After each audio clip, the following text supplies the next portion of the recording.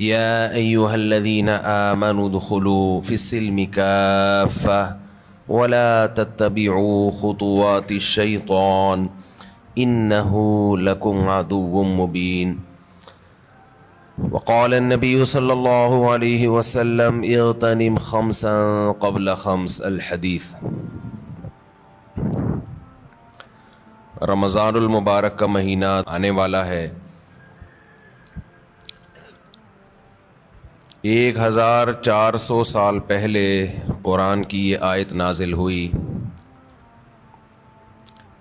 یا ایھا الذین آمنوا کتب علیکم الصیام کما کتب علی الذین من قبلکم لعلکم تتقون۔ اے ایمان والو، تم پر روزے فرض کیے گئے جیسا کہ تم سے پہلی امتوں پر فرض کیے گئے تھے، تاکہ تمہارے اندر تقوی پیدا ہو جائے۔ یہ آیت نازل ہوئی اور صحابہ کرام نے رمضان کے روزے رکھنا شروع کیے۔ اس کے بعد جہاں جہاں مسلمان دنیا میں جاتے گئے، نمازوں کے ساتھ ساتھ رمضان کے روزے بھی اپنے ساتھ لیتے گئے،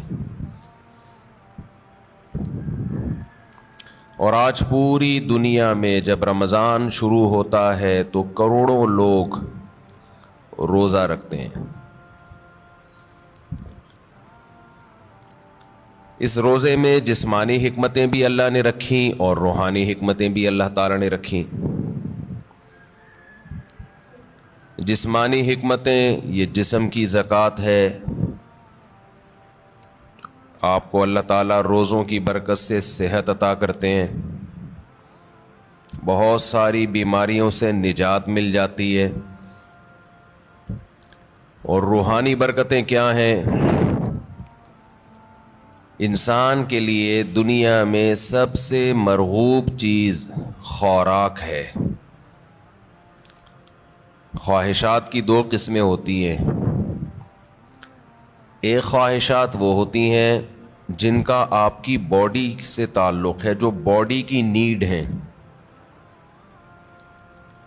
ایک خواہشات وہ ہوتی ہیں جو اوپر کی خواہشات ہیں، لگژری لائف، گاڑی، بنگلہ، اچھی ڈریسنگ، دیکھنے میں اچھا نظر آؤں، عزت ہو سوسائٹی میں، دولت ہو میرے پاس۔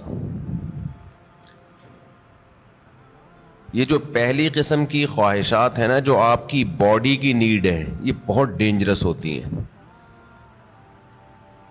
یہ 3 قسم کی خواہشات ہیں، ایک کھانے کی خواہش، پینے کی خواہش، اور ایک جنسی خواہش جسے کہا جاتا ہے، مرد اور عورت کی ایک دوسرے کی طرف اٹریکشن۔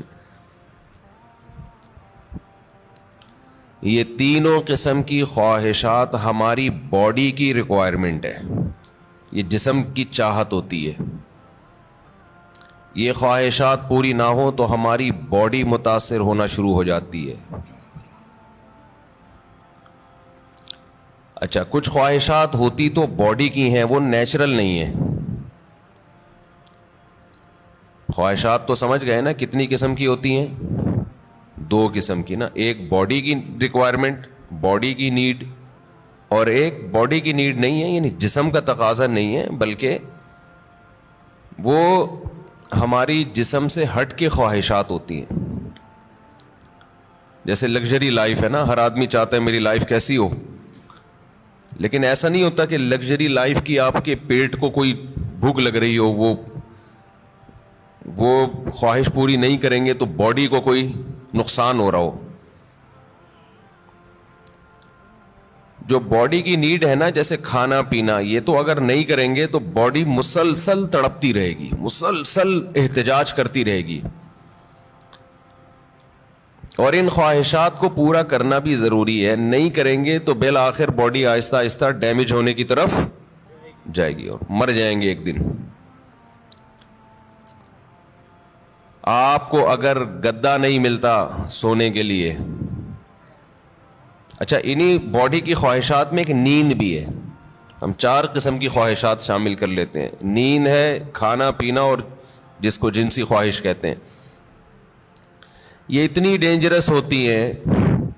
جیسے نیند کی خواہش کو آپ دیکھ لو.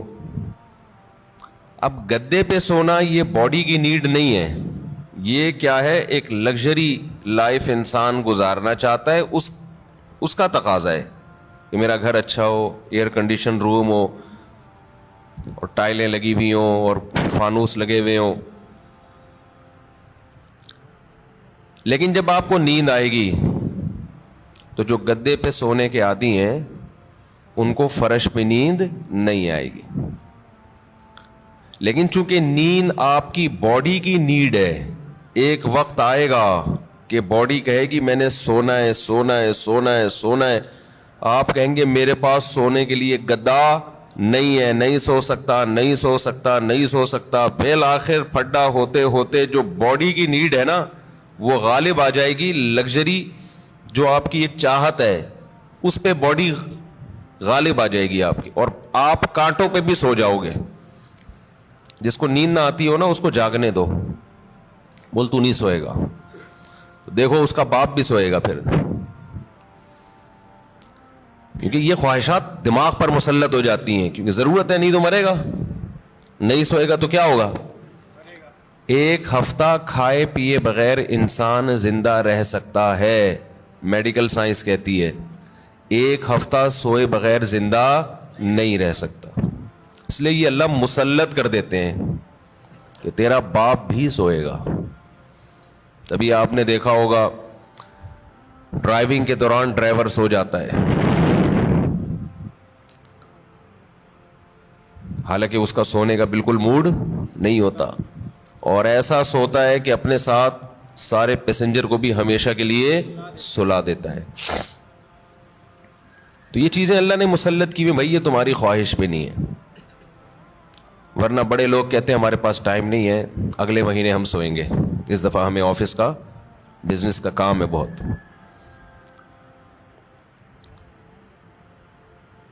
تو یہ جو جسمانی خواہشات ہیں نا, جسمانی خواہشات, ان سے ہاتھ کھینچنا آسان کام نہیں ہے, کیونکہ باڈی کو ضرورت ہے. تو باڈی ہماری مسلسل ڈسٹرب ہوتی رہتی ہے. اب آپ کو جب بھوک لگ رہی ہے تو باڈی کیا کہے گی؟ روٹی دو, کھانا دو, کہے گی نا, خوراک چاہیے. تو کیا یہ 2-3 دفعہ کہنے کے بعد چپ ہو جائے گی کہ بھائی یہ تو کھلا نہیں رہا تو چلو اب کوئی اور کام کرو؟ نہیں ہوگی. یہ کیا کہے گی؟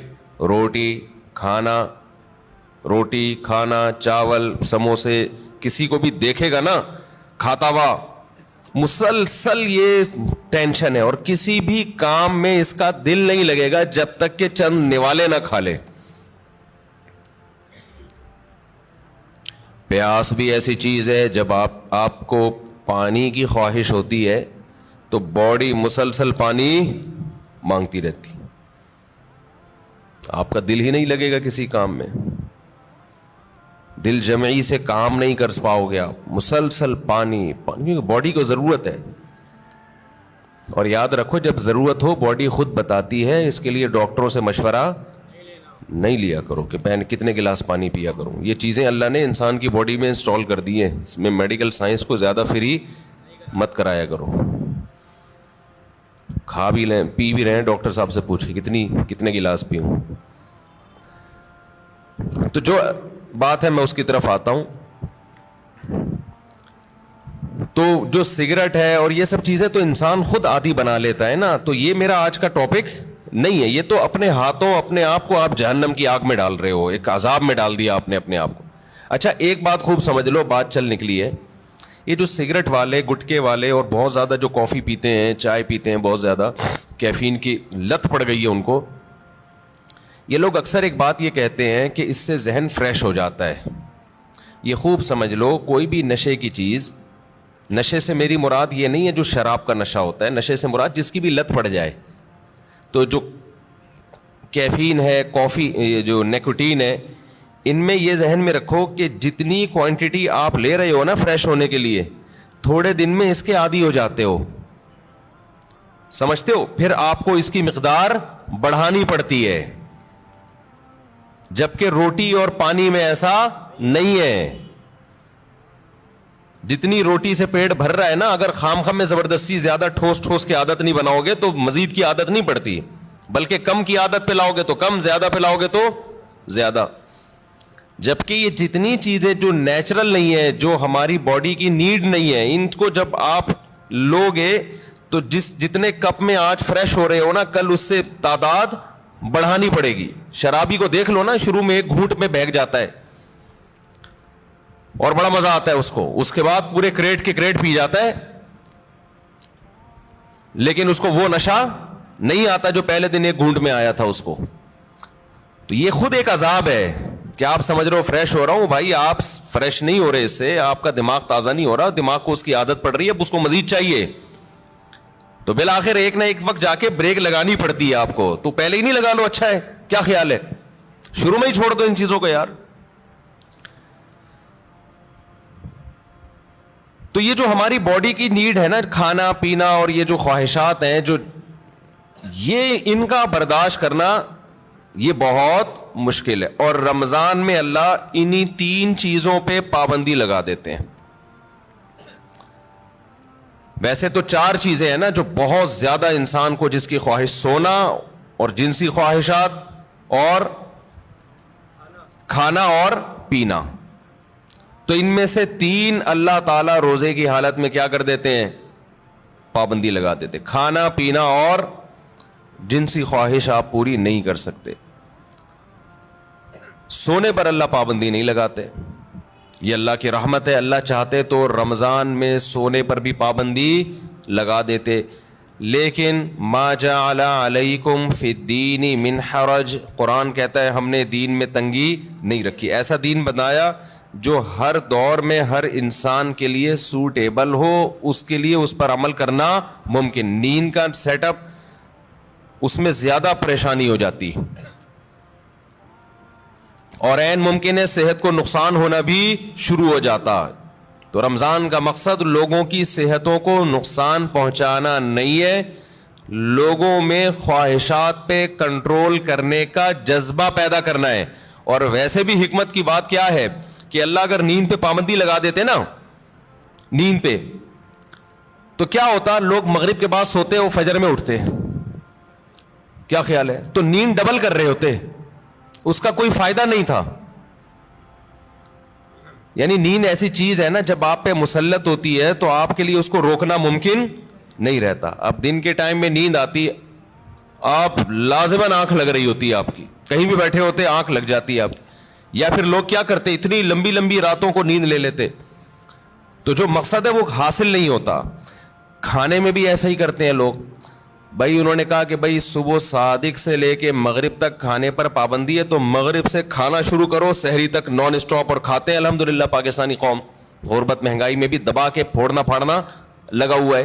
لیکن آپ جتنی بھی اسپیڈ سے جتنا بھی کھا لیں، اس کے بعد بھی بہرحال چند گھنٹوں کے بعد آپ کا معدہ خالی ہوتا ہے. تو یہ صبح صادق سے لے کے غروب آفتاب تک اتنا ٹائم ہوتا ہے کہ نان اسٹاپ آپ ساری رات بھی پھوڑتے پھاڑتے رہیں، پھر بھی 5-6 گھنٹے بعد، سحری کے 6, 7, 8, 10 گھنٹے بعد معدہ کیا ہو جائے گا؟ خالی. اور وہ ٹینشن ہوگی. نہیں آ رہی بات سمجھ میں میرا خیال ہے؟ تو اللہ میاں نے ہم سے نا یہ قربانی دلوائی ہے رمضان میں کہ تھوڑا منہ کو کیا کرو؟ کنٹرول.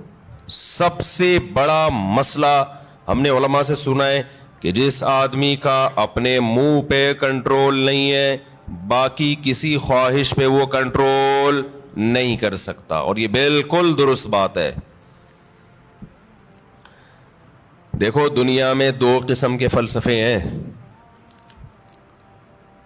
اس پر تو غیر مسلم اور مسلم سب کا اتفاق ہے کہ انسانیت کو کامیابی کی طرف لے جانا چاہیے، ہے یا نہیں؟ بھائی امریکہ بھی یہی بات کرتا ہے، انسان کو کس طرف لے کے جاؤ؟ کامیابی. جاپان والے بھی کہتے ہیں بھائی ایک سکسیسفل نیشن بننا چاہیے ہمیں، کامیاب بننا چاہیے ہمیں. اور اسلام بھی یہی کہتا ہے. لیکن غیر مسلموں کے ہاں کامیابی نام ہے خواہشات کے پورا ہونے کا. آپ کی تمام خواہشات پوری ہو رہی ہیں، تو آپ ایک کامیاب انسان ہیں. سمجھتے ہو کہ نہیں سمجھتے ہو؟ اگر آپ کی ہر خواہش پوری ہو رہی ہے تو آپ کیا ہیں؟ کامیاب. لیکن اسلام کیا کرتا ہے؟ آپ کی جگہ جگہ خواہشات پہ پابندیاں لگا رہا ہوتا ہے. جگہ جگہ آپ کی خواہشات پہ کیا لگاتا ہے؟ پابندیاں. یہ نہیں کرنا، یہ نہیں کرنا، یہ لیگل ہے، یہ انلیگل ہے. بہت ساری اور بڑی خطرناک قسم کی پابندیاں بھی لگا دیتا ہے اسلام، جس کا غیر مسلم تصور ہی نہیں کر سکتے کہ ان سے بچیں ہم. آپ اپنی مرضی سے سو سکتے ہو اسلام میں؟ عشاء سے پہلے سو سکتے ہو؟ بولو نا، یوں یوں یوں کر دیا کرو، تھوڑا پتہ تو چلے. نہیں سو سکتے. فجر سے پہلے اٹھنا ضروری ہے یا نہیں ہے؟ اب ایک آدمی کہہ رہا ہے یار میں سو رہا ہوں لمبا، بس 11 بجے اٹھوں گا. نہیں بھائی، آپ کو اسلام پابندی لگائے گا کہ آپ کو اپنی مرضی سے سونے کی اجازت نہیں، اٹھنا پڑے گا. سردی ہے، وضو کا دل نہیں کر رہا، یخ ٹھنڈا پانی ہے، اسلام کیا کہے گا؟ غیر مسلم کیا کہے گا؟ بھائی نہیں اٹھو، یا اٹھ گئے ہو تو ہاتھ منہ مت دھو. لیکن اسلام آپ پہ پابندی لگائے گا، آپ کو ہاتھ منہ دھونے پڑیں گے، چاہے ٹھنڈ لگے یا نہ لگے.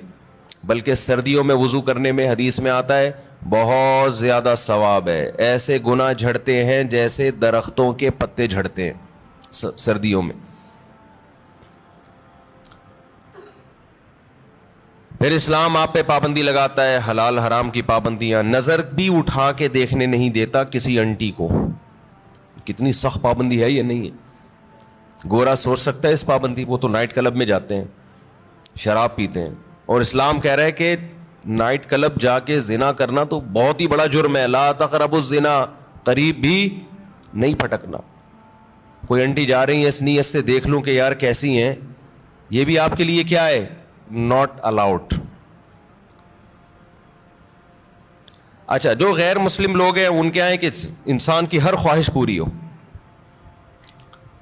وہ سمجھتے ہیں کہ یہ کامیابی ہے.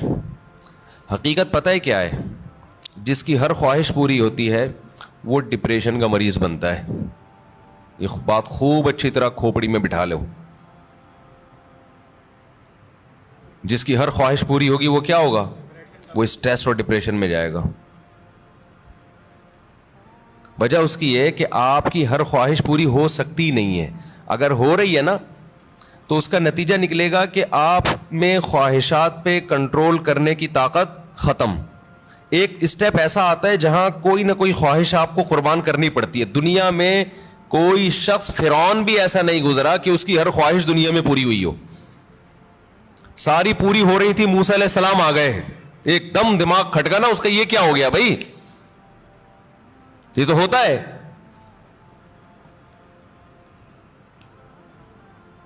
جتنی بھی آپ کے اندر خواہشات ہیں نا، پوری کرتے رہیں، کہیں نہ کہیں آ کے قدرت کی طرف سے بیریئر کھڑے ہو جاتے ہیں آپ کی راہ میں، اور آپ خواہشات پوری کرتے کرتے یوز ٹو ہو چکے ہوتے ہو. آپ کو خواہشات پہ کنٹرول کرنے کی عادت نہیں رہتی. پھر آپ جاتے ہو اسٹریس میں، ڈپریشن میں، اور چیخو پکار، مار دھاڑ. جیسے جو بچے زیادہ لاڈ پیار میں پلتے ہیں وہ بچے شور شرابہ زیادہ مچاتے ہیں.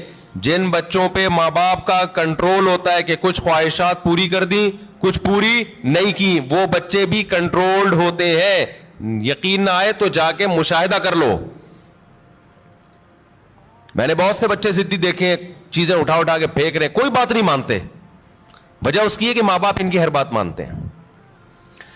نہیں آ رہی سمجھ میں؟ پتہ نہیں آپ لوگ لاڈلے بچے ہیں اپنے ماں باپ کے یا لاڈلے نہیں ہیں، تو اب یہ تو اللہ ہی جانتا ہے. لیکن ہم نے ایسے بچے مارکیٹ میں دیکھے، ہر خواہش پوری ہو رہی ہے، بچہ چڑچڑا ہو گیا. اچھا، جس بچے کے ساتھ اس کا کوئی بہن بھائی نہ ہو وہ بھی چڑچڑے ہو جاتے ہیں. اس کی وجہ یہ کہ بہت زیادہ لاڈ پیار اس اکلوتے کو مل جاتا ہے. کیا ہوتا ہے؟ اکلوتے. دوسرا مارکیٹ میں قریب العمر ہوتے نہیں ہیں، 2-4، تو ماں باپ کی ساری لاڈ کا اور پیار کا مرکز یہ اکلوتا. اس کی ہر خواہش پوری. آپ میں سے کوئی اکلوتا ہو تو پیش کی معذرت. نتیجہ کیا نکلتا ہے؟ اس کی طبیعت میں چڑچڑاپن پیدا ہونا شروع، مار دھاڑ. وہ سوسائٹی میں بسا اوقات ایک کامیاب انسان بن کے سروائیو نہیں کر پاتا. تو میں یہ عرض کر رہا تھا کہ دنیا میں دو نظریات ہیں. ایک یہ کہ انسان کی ہر خواہش پوری کی جائے تو اس سے وہ کامیاب ہوتا ہے, لیکن اسلام کیا کرتا ہے, جگہ جگہ خواہشات میں رکاوٹیں ڈالتا ہے. تو خوب سمجھ لیں, جس کی ہر خواہش پوری ہوتی ہے وہ کامیاب نہیں ہوتا, بلکہ وہ اسٹریس اور ڈپریشن کی طرف جاتا ہے. بالکل اس کی مثال ایسے ہے جیسے آپ جسم پہ جب ویٹ اٹھاتے ہو, جسم میں اپنی خواہش کے خلاف حرکت کرتے ہو تو جسم بیمار ہونے کے بجائے صحت مند ہوتا ہے. اور آپ جسم کی اپنی خواہشات پر عمل کرنا شروع کر دو, جسم چاہتا ہے بیٹھا رہوں نہ اٹھوں, آپ بیٹھے رہو نہ اٹھو. جسم چاہتا ہے دوڑوں نہیں, صرف چلوں, آپ نہ دوڑو چلو. پھر جسم چاہتا ہے چلو بھی نہیں, بیٹھے ہی رہو, سوتے ہی رہو. تو اس سے جسم کو کیا طاقت اور انرجی جمع ہو کے خوشحال زندگی ملے گی, یا جسم کا بیڑا غرق ہو جائے گا؟ تو ایسے ہی یاد رکھو, انسان کی روح اس وقت خوش ہوتی ہے جب روح پہ بوجھ ڈالا جائے, روح باڈی بلڈنگ کرے, روح جاگنگ کرے, روح ویٹ اٹھائے. اور یہ ٹینشنوں کے ویٹ ہے جو روح اٹھاتی ہے. اگر یہ روح کی آپ ہر خواہش پوری کرنا شروع کر دیں گے تو جیسے باڈی کی ہر خواہش پوری کرنے سے باڈی کا بیڑا غرق, تو اسی طرح روح کی ہر خواہش پوری کرنے سے روح کا بیڑا غرق ہو جاتا ہے. سمجھ میں نہیں آ رہی میرا خیال ہے بات؟ تو اپنی خواہشات کے خلاف چلنا سیکھیں. ہاں, ہر خواہش کی مخالفت نہیں. جیسے آپ نے باڈی, جب جو لوگ جم جاتے ہیں ویٹ اٹھانے کا دل کرتا ہے کیا؟ نہیں کرتا نا, بس جسم پہ بوجھ ڈال کے اٹھا رہتے, تبھی یوں آنکھ کی آوازیں بھی آ رہی ہوتی ہیں. اگر مزہ آ رہا ہوتا تو ویٹ اٹھاتے واہ واہ واہ ہنسی آ رہی ہوتی. ایسا تھوڑی ہے. تو اسی طرح یاد رکھیں, ہاں ویٹ حد سے زیادہ اٹھائے گا تو باڈی خراب ہو جائے گی. اسی طرح روح پہ جب بوجھ حد سے زیادہ پڑ جاتا ہے تو پھر روح خراب ہونا شروع ہوتی ہے. لیکن یہ اللہ کی رحمت ہے کہ اس نے ہماری روح پہ حد سے زیادہ بوجھ ڈالا ہی نہیں ہے. اگر اللہ کہہ دیتا 24 گھنٹے کے روزے رکھو پورے رمضان, اور سحری میں صرف 10 منٹ کھانے کی اجازت ہے, 23 گھنٹے 50 منٹ بھوکے رہنا ہے, 10 منٹ کیا کرنا ہے, کھانا کھانا ہے, تو شاید یہ ہماری طاقت سے زیادہ بوجھ ہم پہ ڈال دیا جاتا. مرتے پھر بھی نہیں, اتنی جلدی مرتا نہیں ہے آدمی بھوک سے, یاد رکھو. لیکن یہ ممکن ہے کہ ہم پہ ہوتا نہیں ہم سے. ما جعل علیکم فی الدین من حرج, اللہ کہتے ہیں اعتدال سے بوجھ ڈالا ہے. اللہ کہہ دیتا 50 نمازیں پڑھو تو پڑھنی پڑتی کہ نہیں پڑھنی پڑتی؟ کتنی ٹینشن والا کام ہو جاتا بھائی, کتنی ٹینشن والا کام. اللہ میاں نے 5 رکھی, اور وہ بھی دن کے 2 کناروں پر رکھ دی 2 نمازیں, اور صرف عصر اور مغرب ایسی ہیں جو جلدی جلدی آتی ہیں, ورنہ بڑا فاصلہ ہے ان 2 نمازوں کے درمیان.